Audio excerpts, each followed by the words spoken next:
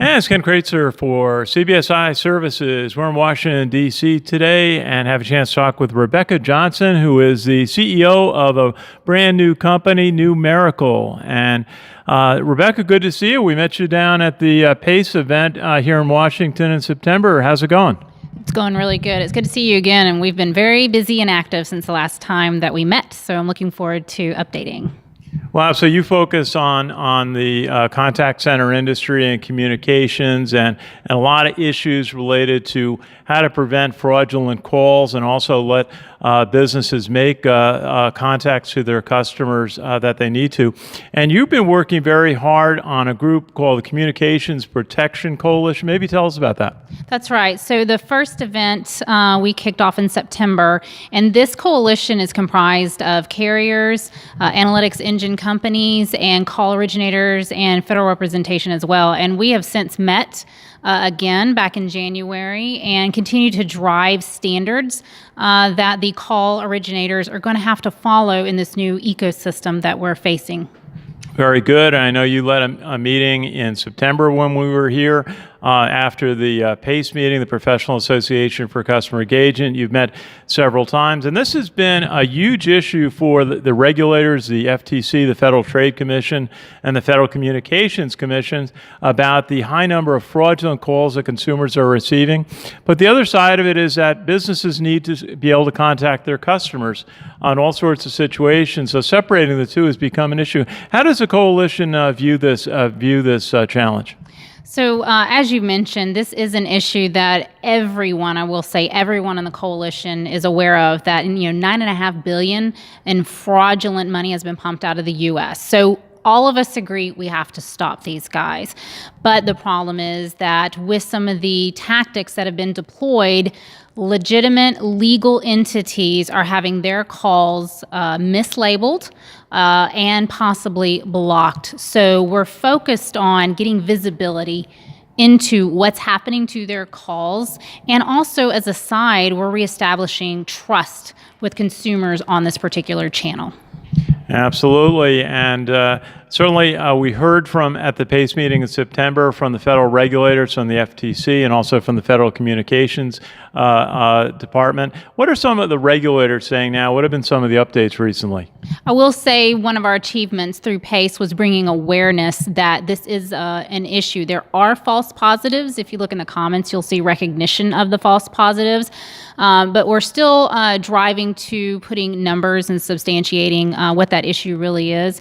It's also been positive to see that they're supporting efforts to correct this problem. So it's not that they're just going to accept that false positives happen. They actually are supporting the industry to solve it. But again, they're still looking to the industry to make the decisions and take the actions. Very good. I know the industry has a major effort. It's been several years in development with the interesting name called StirShakin, and it's a process that helps separate fraudulent calls from legitimate commercial contacts with consumers. Tell us a little bit about this. So right, the StirShakin is really a standard and a framework. At the end of the day, what we're achieving here is metadata that can be passed along with the phone call, and it will issue tokens on the calls. And that's one way to be able to separate what we refer to as an attested number or a certified number, so that we know who originated the call, so that if there are issues that consumers complain about, that they have a way to trace back to that entity and then issue fines should they need to. Absolutely. Now, is this something a variety of industries will start following? Obviously, at CBSI, we follow the banking and the credit card industry very closely. Are there particular industries that really need to try to utilize this technology as soon as possible? So it will affect any and all industries. If you have a consumer patient member that you want to communicate with down the voice channel, this affects you. So it is industry agnostic. There are going to be some steps, some measures that entities will have to do that we don't do today, such as getting certified for your numbers. Now that process is not defined. There are some issues that I've identified with that framework, but the good side is that we are working to close the gaps because we do want this to succeed. It needs to. Absolutely, and we have. Maybe you tell us a little bit about the how this process was developed and when you think it's going to start to be implemented. From the StirShakin perspective, there is testing already going on. Probably you'll see some efforts to go into industry mid-year. By the end of the year, the adoption should definitely be accepted at the telco level. What's also interesting is that Canada is also implementing the StirShakin. There have been activities in the UK with implementation and testing this new framework. So we believe that this will probably be the global standard. Absolutely. Well, we know a lot of fraudulent calls come from offshore, so that's important. Is it possible in this process to separate those that are offshore and fraudulent from other types of legitimate calls? We are not there yet. That is some of the challenges, and that's going to require other countries to cooperate and hopefully adopt some of these same standards so that we're communicating in the same language. Very good. I know you got another meeting of the Communications Protection Coalition here in Washington on April 4th. What's going to be top of the agenda for that meeting? So we're going to continue with building the standards, the expectations for the call originators. We've had some great cooperation from the carriers as well on some information they're going to provide to us as some follow-ups from our last meeting. The certification process is definitely going to be one of the topics. We need to discuss what that means to the call originators. What are the challenges that the carriers have that we need to be aware of? So those would be some of the couple of hot topics that we'll be addressing at the meeting. Very good. Well, Rebekah Johnson, you have a new company here. Maybe you could tell us a little bit about your background and the new company that you have recently started. Yep. So Numeracle is the name of our company, and my background was in compliance. I'm also very technical. I used to develop code and do data design.